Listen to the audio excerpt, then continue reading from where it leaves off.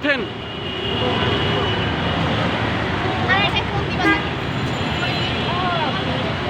শুধু দর্শক, আমরা দেখতে পাচ্ছি এই বয়সে ৭৫ বছর বয়স প্রায়, স্বামী স্ত্রী দুজন এখনও হন্য হয়ে পথে পথে ঘুরছেন।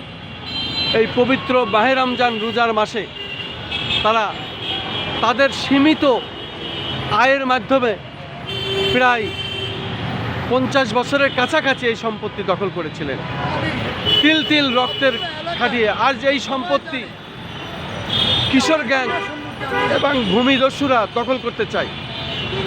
এই যে পথে পথে বেড়াচ্ছে, মাননীয় প্রধানমন্ত্রীর দৃষ্টি আকর্ষণ করছেন ওনারা। আমি এখন তার সেই এলাকায়, সেই স্পটে, সেই সম্পত্তির জায়গায় যাচ্ছি, বেইলি রোড। সরাসরি আমি সেখান থেকে প্রচার করব।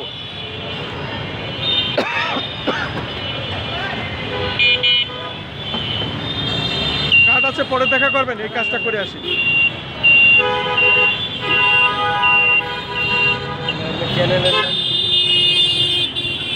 আমার তো 12টা চ্যানেল, এর ভিতরে 3-4টে বেশি।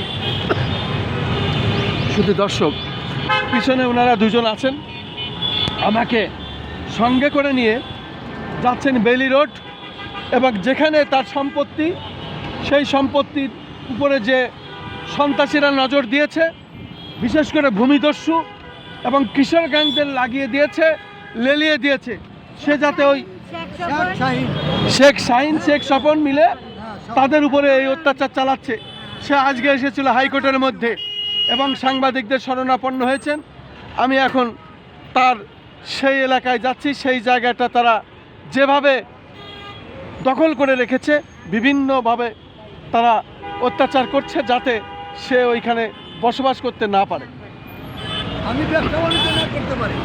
ও আপনার ব্যবসা, আমার তো এটা ব্যবসা। ও আপনার ব্যবসার উপরও আঘাত। ও আপনার দোকানের উপরও আঘাত, ব্যবসার উপরও আঘাত।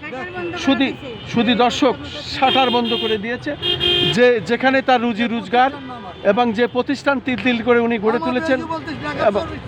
হ্যাঁ হ্যাঁ, সারা বাংলাদেশে তো মামার রয়েছে বলতে আমাকে চিনি। আচ্ছা আচ্ছা আচ্ছা আচ্ছা আচ্ছা। শুধু দর্শক, সেই বেইলি রোডে আমরা যাচ্ছি এখন। আচ্ছা আচ্ছা, মামার দোকানে সস্তা খাবার পাওয়া যায় বেলি রোডে, বেলি রোডে, বেলি রোডে। আমি